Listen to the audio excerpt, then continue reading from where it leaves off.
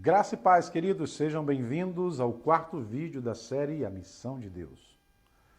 Deus escolhe Israel para trazer salvação ao mundo todo, a toda a humanidade.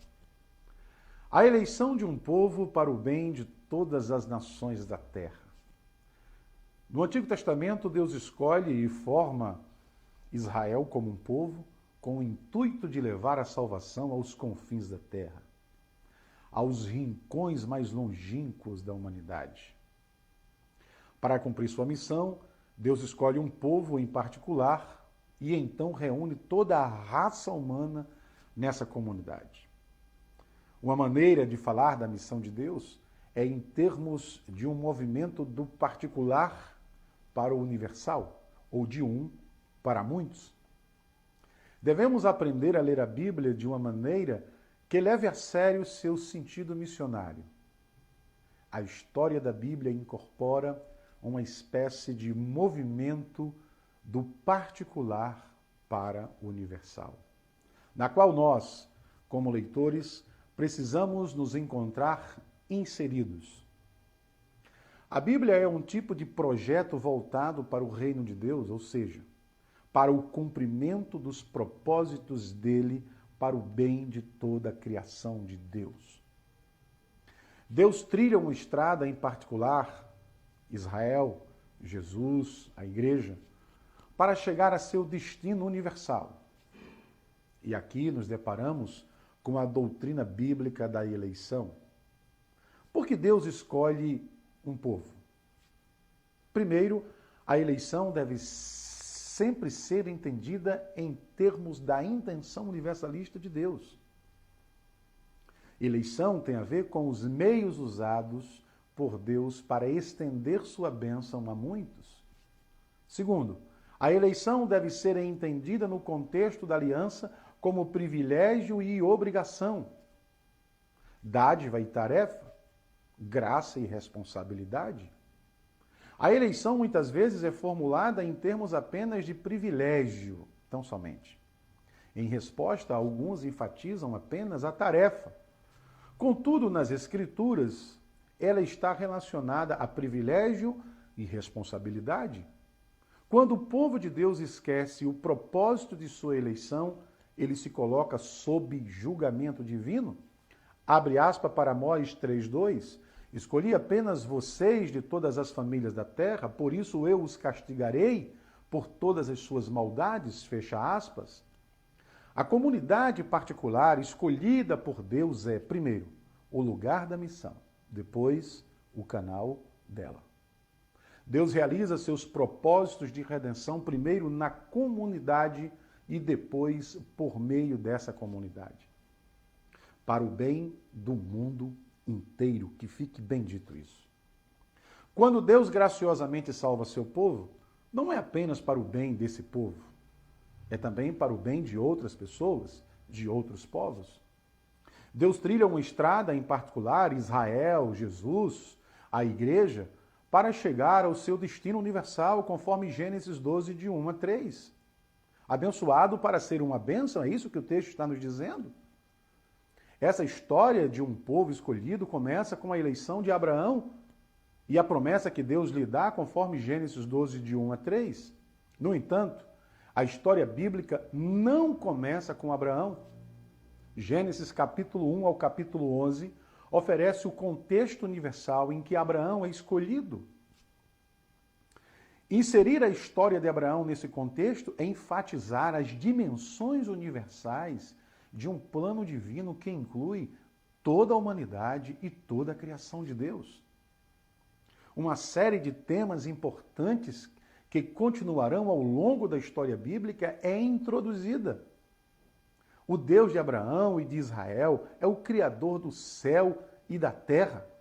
Há somente um Deus verdadeiro e não há nenhum outro mais. Ele é o Deus Todo-Poderoso, não só de Israel, mas de todas as nações. Ele é o soberano sobre toda a terra e toda a história. Todas as nações descenderam de um homem criado à imagem de Deus para amarem-no, adorarem-no e servirem a ele. Todos os povos vivem em rebelião contra ele. Moldam sua cultura e sua sociedade em rebelião. Devem prestar contas a ele e estão sob seu juízo. A intenção redentora de Deus inclui toda a criação, tendo como promessa divina desfazer os efeitos deleteriosos do pecado em toda a raça humana, em toda a criação de Deus, para todas as nações e para toda a vida humana. Diante desse contexto universal, Deus escolhe Abraão a fim de que ele seja um canal de bênção redentora para todas as famílias da terra. Deus não rejeita as nações, mas antes escolhe Abraão precisamente para o bem delas, conforme Gênesis 12, de 1 a 3. A promessa de Gênesis 12, 2 e 3, a qual Paulo se refere como as boas novas anunciadas primeiro a Abraão, conforme Gálatas 3:8, é resumida mais adiante em termos de uma promessa dupla. A saber, Abraão será o pai de uma nação grande e poderosa, e por meio dele todas as nações da terra serão abençoadas, conforme Gênesis 18:18. Deus escolheu Abraão. Deus transformará Israel em uma nação e irá abençoá-lo. No entanto, o propósito final é para que todas as nações da terra sejam abençoadas por meio dele. É essencial entender o significado central desses versos. O que está sendo oferecido nestes poucos versículos é um modelo teológico para a história de redenção do mundo, conforme Gênesis 12, 2 e 3. Oferece ali o plano de 2 estágios pelo qual Deus realiza seu propósito de redenção. Embora essa promessa permaneça central nas narrativas patriarcais seguintes, não nos é dito exatamente como Deus trará a bênção redentora. É-nos dada uma espécie de sugestão em Gênesis 18, 19. Deus diz ali: eu o escolhi para que ordene aos seus filhos e aos seus descendentes que se conservem no caminho do Senhor, fazendo o que é justo e direito, para que o Senhor faça vir a Abraão o que ele prometeu. O cumprimento da promessa de abençoar as nações está de algum modo ligado ao modo como Abraão e seus descendentes viveram. Eles devem se conservar no caminho do Senhor e fazer o que é justo e direito. O povo de Deus, desde seu início, é um povo com um objetivo escolhido e graciosamente abençoado para que todos os povos possam conhecer a bênção misericordiosa de Deus. Êxodo 19, 3 a 6. Um povo que serve de referência para as nações. A maneira como Deus abençoará as nações é revelada mais claramente em Êxodo 19, 3 a 6. Todo o livro de Êxodo leva essas palavras que define o papel e a identidade de Israel na história da redenção. A imagem que o autor de Êxodo usa para descrever o que Deus faz por Israel é a de redenção, conforme Êxodo 6:6 e Êxodo 15:13. Redenção refere-se à restauração de um filho que antes era parte da família, mas se distanciou. Redenção é o retorno desse filho ao relacionamento adequado. Israel, como filho de Deus, conforme Êxodo 4:22, é escravizado, mas Deus intervém para restaurar Israel a seu devido lugar na família de Deus. Isso é libertado da escravidão aos deuses e ídolos do Egito e da tirania de Faraó para servir ao Deus vivo. Deus tira os israelitas do Egito, cuida deles no deserto e agora traz para si no Sinai. Porque Deus fez isso por Israel. Que papel ele tem para os israelitas desempenharem? A resposta está nos versículos fundamentais de Êxodo 19, 4 a 6. Deus escolhe Israel como sua possessão, como sua posse especial. Israel estará ligado a Deus na aliança e ocupará um lugar especial no propósito redentor divino. Mais novamente, o horizonte universal da intenção redentora de Deus é evidente. Toda a terra é minha, verso 5. Israel é a posse preciosa de Deus para o bem de toda a terra. Mais especificamente, Israel é chamado para ser um reino sacerdotal e uma nação santa. Santidade significa estar totalmente separado para ser usado por Deus. Nação separada para ser usada por Deus em sua obra de redenção. Os israelitas devem viver de modo santo no meio das nações. O papel que Israel desempenhará é sacerdotal. Do mesmo modo que um sacerdote desempenha um papel especial no meio de uma nação, Israel desempenhará um papel sacerdotal entre as nações da terra. O sacerdote está separado do resto da nação para ser um modelo de devoção consagrado ao serviço, ao trabalho de Deus e para ser o mediador da bênção de Deus para o resto da nação, conforme Números 6, 22 a 26. Nesse chamado, Israel é convocado a ser um modelo do que Deus intenta para a vida humana. Os israelitas devem ser uma ilustração dos propósitos divinos na criação para todos os povos. Nas palavras de Don Durman, Deus ordena que Israel seja um povo referência, uma vitrine para o mundo que mostra como estar em aliança com Jeová transforma um povo.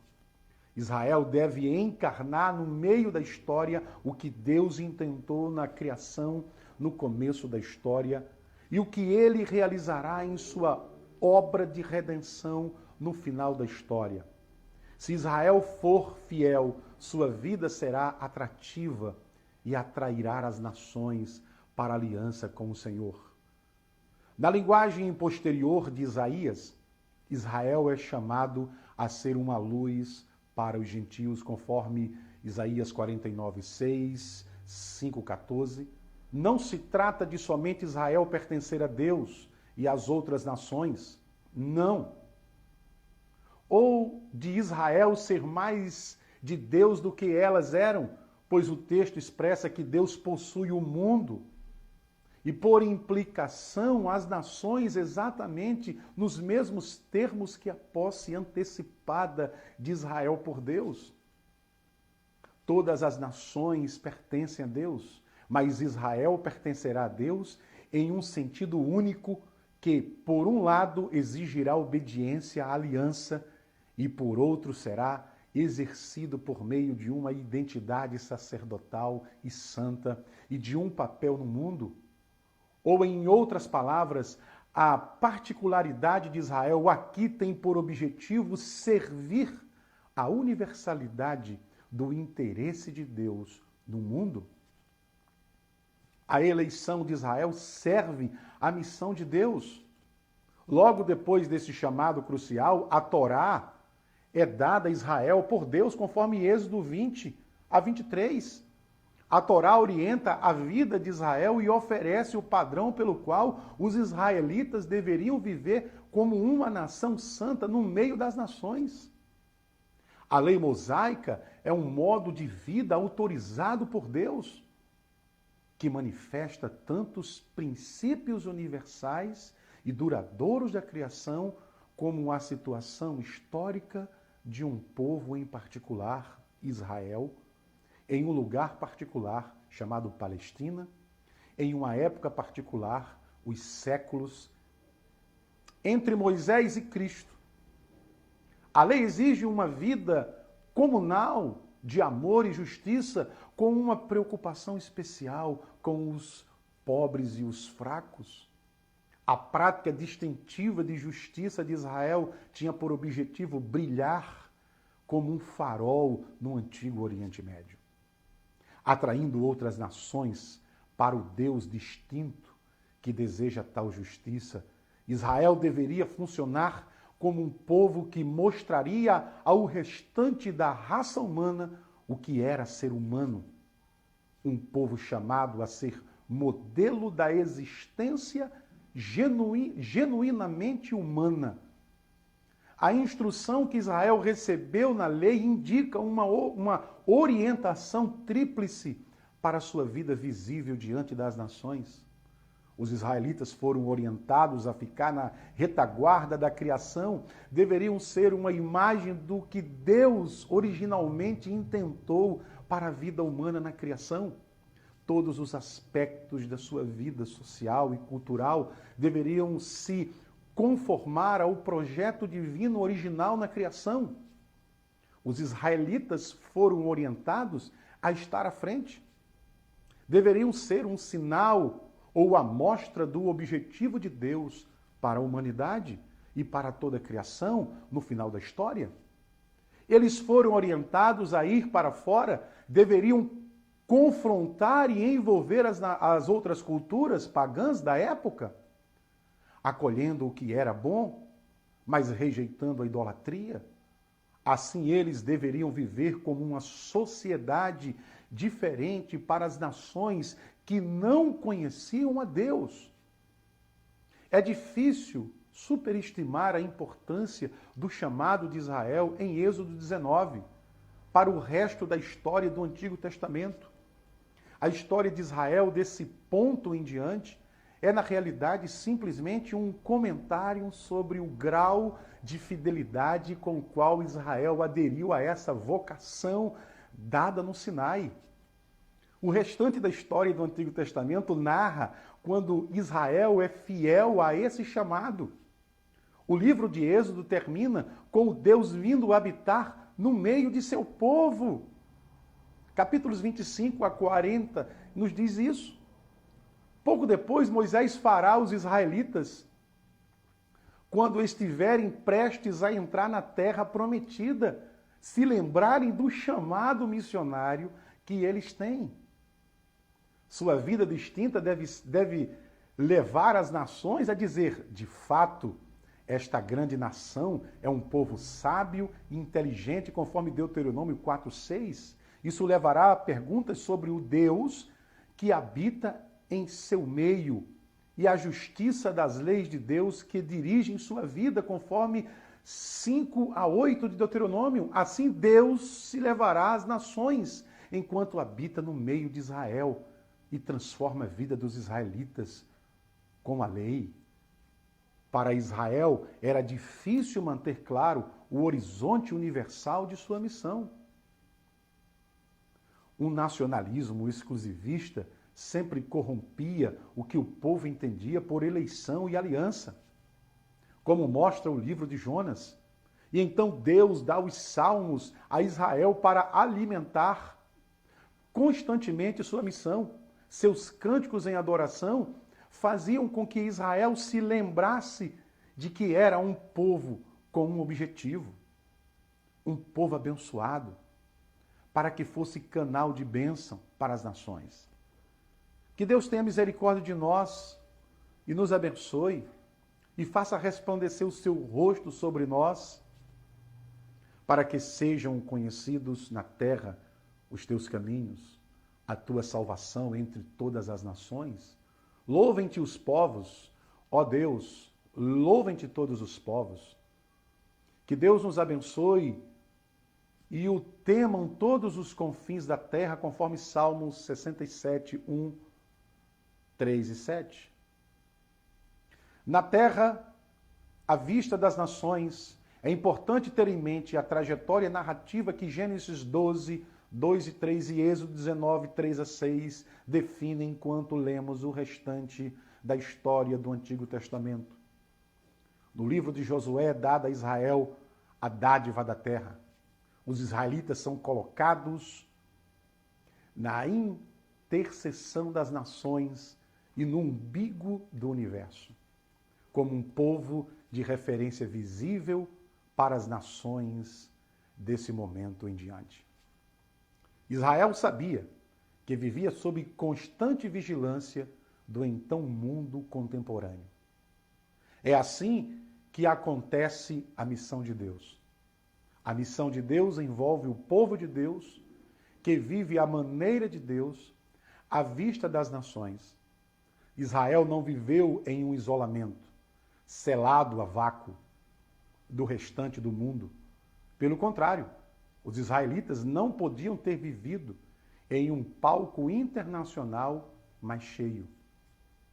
A terra de Canaã, como a terra que fazia ponte entre continentes, era um verdadeiro concurso público das nações. A presença de Israel ali era internacionalmente. Assim, as nações aparecem como testemunhas ao longo das narrativas históricas da história de Israel. Quando Deus ameaça destruir os israelitas no deserto, depois de resgatá-los do Egito, Moisés intercede. Por que diriam os egípcios? Foi com intenção maligna que ele os libertou para amá-los nos montes e bani-los da face da terra, conforme Êxodo 32:12? Quanto mais uma vez Deus ameaça os israelitas com uma praga depois de se deixarem, Moisés intercede. Ele teme que os egípcios e cananeus fiquem sabendo disso e concluam que o Senhor foi incapaz de levar essas pessoas à terra que prometeu lhes dar. Números 14, 13 a 16. Assim a história continua. A história de Israel está sob o escrutínio das nações. Robert Martin faz-nos lembrar que missão é uma questão de presença. A presença do povo de Deus no meio da humanidade e a presença de Deus no meio de seu povo. No livro de Juízes, o povo de Israel, como tantas vezes em sua história, é engolido pela escuridão da idolatria das nações muito pagãs para as quais deviam levar luz. A violação da aliança cometida mais uma vez por Israel é uma ameaça à missão de Deus. E por isso a situação clama por um rei que permitirá a Israel viver como um povo fiel, conforme Juízes 21, 25. Nos livros de Samuel, Deus dá aos israelitas um rei para mediar o governo de Deus com o povo. O pedido de um rei por Israel é um ato de apostasia. Está em flagrante contradição com os propósitos missionários de Deus, para que Israel fosse diferente das outras nações, para o bem das outras nações. Mas Israel quer um rei para que possa ser como todas as outras nações, conforme 1 Samuel 8, 20 e o verso 6.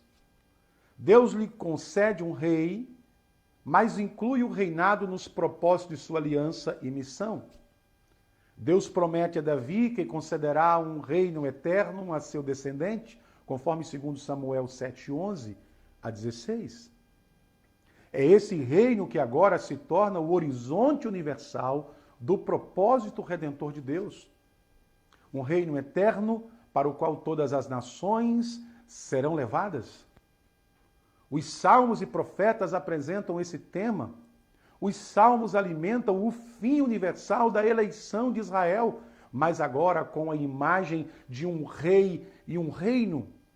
Especialmente significativa é a expressão os confins da terra, encontrada em vários salmos e profetas para descrever o reinado universal do futuro rei de Israel, o Messias.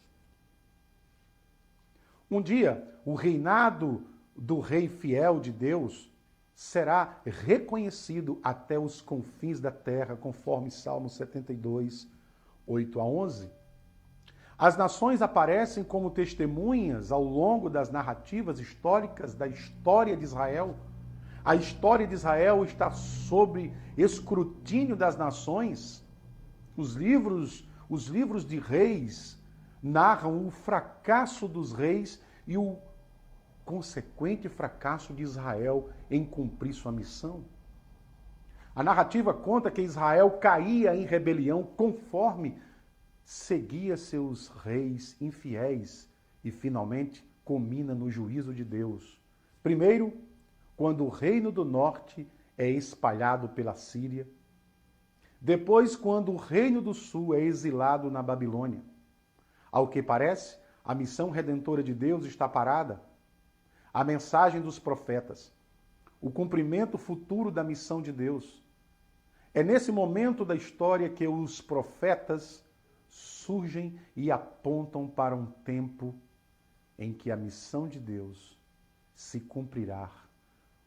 Toda a criação e todas as nações, eles falam de um evento do fim dos tempos, quando Deus governará toda a terra e trará salvação às nações, conforme Isaías 2, 2-5 e 52, 10. Para que isso aconteça, o próprio Israel deve primeiro se converter. Somente quando Israel estiver reunido e purificado e tiver recebido um novo coração para cumprir seu chamado, é que poderá ser uma luz para o mundo, para as nações, conforme Ezequiel 36, 22-32. Esse momento apogístico será inaugurado por um Messias, um rei ungido, fiel, que virá com poder e glória como governante mundial, conforme Zacarias 9, 9-13, mas que também é, paradoxalmente, um servo sofredor e humilde, conforme Isaías 53. Deus fará de seu servo uma luz para os gentios, para que ele leve a minha salvação até os confins da terra, conforme Isaías 49, 6. O reino viria no poder do Espírito quando o Espírito fosse derramado sobre o Messias, sobre Israel e sobre todos os povos. O Messias traria juízo e destruição sobre a terra, mas também seria um dia de salvação, não só para Israel, mas para todas as nações também. Isaías declara: nos últimos dias, o monte do templo do Senhor será estabelecido como o principal, será elevado acima das colinas, e todas as nações correrão para ele. Virão muitos povos e dirão: venham, subamos ao monte do Senhor, ao templo do Deus de Jacó.